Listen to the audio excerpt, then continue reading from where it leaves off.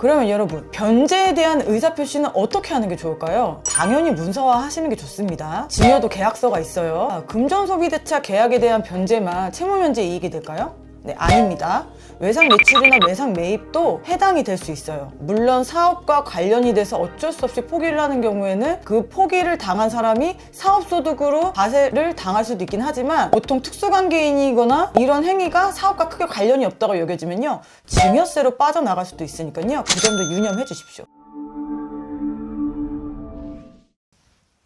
네, 안녕하세요. 믿음세무의 이기영 세무사입니다. 네, 오늘은 오랜만에 상속세 및 증여세법에 대해서 설명을 좀 드리려고 합니다. 그 중에서 오늘의 주제는요, 채무 면제의 이익에 따른 증여입니다. 여러분, 이 채무 면제의 이익에 따른 증여는요, 생각보다 되게 많은 분들이 해당이 되세요. 사실 부모 자식 간에 돈을 빌리고 이 돈을 정말 갚을 생각이 없게 상황이 달라질 수 있거든요. 그러면 그 변한 상황에 따라서 이 채무를 면제를 해주는 상황 또한 많이 발생을 하게 돼 있습니다. 그래서 오늘은 내용은 쉽지만 또 그만큼 중요하고, 그리고 또 알아두면 되게 유용하게 쓰이는 이 채무 면제 이익에 대한 증여에 대해서 설명드리겠습니다. 먼저 정의입니다. 네, 쉽습니다. 네, 채권자로부터 채무를 면제받거나 제3자로부터 채무의 인수 또는 변제를 받은 경우에는 그 면제, 인수 또는 변제를 받은 나를 증여일로 해서 그 변제 등으로 인해 이익이 생기면 그 이익에 상당한 금액을 증여 재산가액으로 한다는 게 바로 이 채무 면제 이익에 대한 증여의 정의입니다. 정의에서 모든 게 다 나와 있습니다. 증여 재산가액은 당연히 변제 등으로 인한 이익에 대한 그 금전가치고요. 그리고 증여일 역시 변제 등을 받은 날이 되는 겁니다. 그럼 여기서 한 가지 조금 짚고 넘어갈게요. 그럼 변제를 받은 날이 증여일이라고 했잖아요. 그럼 이 변제를 받는 뭔가 행위가 있어야겠죠? 바로 이 변제를 받은 행위는요, 채권자가 채무자한테 채무 변제에 대한 의사표시를 한 날을 바로 그 해당 일로 보고 있습니다. 그러니까 한마디로 그 의사표시를 한 날이 증여일이 되는 겁니다. 그러면 여러분, 변제에 대한 의사표시는 어떻게 하는 게 좋을까요? 당연히 문서화 하시는 게 좋습니다. 증여도 계약서가 있어요. 그럼 보통 이 채무 면제에 따른 이익의 증여에 대한 증여세를 신고할 때 기본적으로 첨부 서류가 3가지 종류는 들어가겠네요. 그죠? 첫 번째로 먼저 돈을 빌려줄 당시 입금증이 있을 테고, 두 번째로 그 돈을 빌려준 날에 작성한 금전소비대차 계약서가 있을 거고, 그리고 세 번째, 이 금전소비대차 계약서의 효력을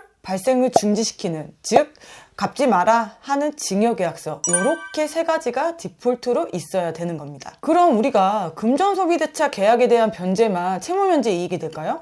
네, 아닙니다. 외상 매출이나 외상 매입도 해당이 될 수 있어요. 물론 사업과 관련이 돼서 어쩔 수 없이 포기를 하는 경우에는 그 포기를 당한 사람이 사업소득으로 과세를 당할 수도 있긴 하지만, 보통 특수관계인이거나 이런 행위가 사업과 크게 관련이 없다고 여겨지면요, 증여세로 빠져나갈 수도 있으니까요, 그 점도 유념해 주십시오. 정의는 여기까지 설명드리면 될 것 같고요. 다음은 두 번째입니다. 수증자의 무능력에 따른 증여세 면제 및 연대납세 의무입니다. 여러분, 우선 증여세는 누가 납세 의무를 지죠? 수증자, 즉 증여를 받은 사람이 납세 의무자입니다. 당연한 거예요. 여러분, 양도소득세 누가 납세 의무를 집니까? 양도를 해서 이익을 얻은 자가 양도소득세에 납세 의무를 지죠. 그럼 소득세나 법인세는 누가 납세 의무를 집니까? 당연히 사업으로 인해서 이익을 얻은 자가 납세 의무를 지죠. 증여도 마찬가지입니다. 당연히 내가 증여를 받아서 그에 따른 이익이 생겼으니까 그 이익이 생긴 사람이 당연히 납세 의무를 지는 거예요. 근데 재밌게도 이 수증자가 원칙적으로는 납세 의무를 지는데, 예외적으로 증여자와 연대 납세 의무를 지우게 하는 법령이 또 있습니다. 바로 하나는요, 수증자가 비거주자일 경우고요. 또 하나는 수증자가 도저히 이 증여세를 납부할 능력이 안 되는 겁니다. 이 두 가지는요, 증여자에게도 연대 납세 의무를 지워요. 물론 수증자의 주소지나 거소지가 불분명해서 조세채권 확보가 어렵다, 뭐 이런 부분도 하나의 증여자의 연대납세 의무의 그 목록에 포함이 되는데요, 얘는 우선 빼고 설명을 드릴게요. 여러분, 제가 지금 이 이야기를 왜 드리냐면요, 여러분, 채무를 면제해 준다는 거는요, 물론 그냥 재산상의 이득을 주는 걸 수도 있지만요, 채무자가 완전히 거지야. 도저히 얘한테 나는 빚을 받을 수가 없어. 그래서 억지 증여를 하는 경우도 있어요. 근데 이런 상황에서 나보고 증여세까지 내래. 그러면은 열 받아요, 안 받아요? 네, 완전히 열받는 겁니다, 이건. 그래서 이런 경우에는요, 증여자에게 연대 납세 의무를 지우지를 않습니다. 그래서 다시 한번 제가 정리를 해드리자면, 첫 번째, 증여세 납세 의무는 수증자에게 있습니다. 두 번째, 그러나 수증자가 비거주자거나 수증자가 증여세를 납부할 능력이 전혀 없는 경우에는 증여자와 연대 납세 의무를 지우게 합니다. 근데 세 번째, 그렇지만 채무 면제에 따른 이익의 증여를 한 경우에는요, 수증자가 증여세를 납부할 능력이 전혀 안 되면요, 증여자한테 연대 납세 의무를 지우지 않고요, 그냥 이 증여세 납세 의무 자체를 소멸시켜줍니다. 그래서 채무 면제 이익에 따른 증여로 인해서 수증자가 도저히 증여세를 납부할 능력이 안 되면 증여자에게도 연대 납세 의무를 지우지 않고 수증자, 증여자 둘 다 납세 의무가 소멸한다. 이게 포인트예요. 그럼 여기서 재밌는 사례를 하나 제가 말씀을 좀 드릴게요. 그러니까 자녀가 빚이 있어요. 그 빚을 갚지 않으면 큰일 나. 근데 자녀는 참고로 돈이 하나도 없어. 거지야. 그래서 이제 뭐 부모님이 발벗고 나섭니다. 네, 우리 자식이 큰일 났구나. 나라도 대신 빚을 좀 갚아줘야겠다. 그럼 여기서 자녀를 도와줄 방법이요, 두 가지가 있어요. 첫 번째는요, 그 빚을 직접 갚아주는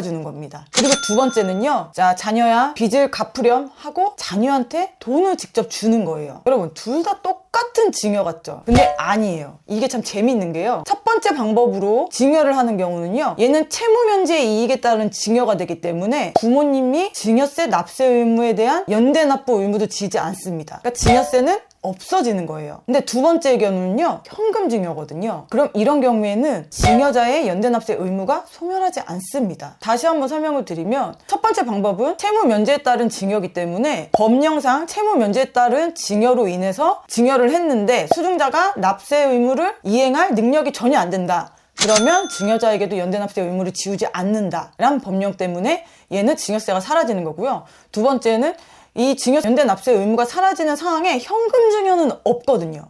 그러니까 얘는 부모가 만약에 증여세 연대 납세 의무도 지게 되고 부모가 증여세를 그럼 납세 의무를 반드시 이행을 해야 된다는 겁니다. 보통 이 사례가요, 어떤 때에 해당이 되냐면요, 금융기관에 대한 빚이거나 세금에 대한 빚이 있을 때 얘가 대부분 해당이 된다고 생각하시면 됩니다. 또 도움이 될 만한 사례를 하나 더 설명을 드리면요, 뭐 얘도 앞서 설명드린 거랑 비슷한데요, 참 이 법령 보면요, 참 코에 걸면 코 걸리고 귀에 걸면 귀 걸릴 생각밖에 안 듭니다. 자녀의 학비로 사용한 학자금 대출을요, 부모가 대신 갚아주면요, 얘는 증여가 됩니다. 근데 그냥 자녀에게 등록금을 대주면요, 얘는 증여가 아닐 수 있어요. 아니, 어차피 학비를 대주는 건 똑같은 행위인데 학자금 대출이라는 거를 거쳐서 그 빚을 갚아주면 증여가 되는 거고, 그냥 부모님이 등록금 기간 내에 등록금을 내주면 그건 증여가 아닐 수도 있다는 겁니다. 얘 진짜 좀 이해가 안 되지만 그렇다고 하니까 꼭 유념해 주십시오. 지금까지 채무 면제 이익에 따른 증여에 대해서 설명드렸습니다. 설명을 듣고 나시니까 얘도 좀 꽤 괜찮은 절세 포인트가 좀 있으시죠? 지금까지 믿음 세무의 이기영 세무사였습니다. 감사합니다.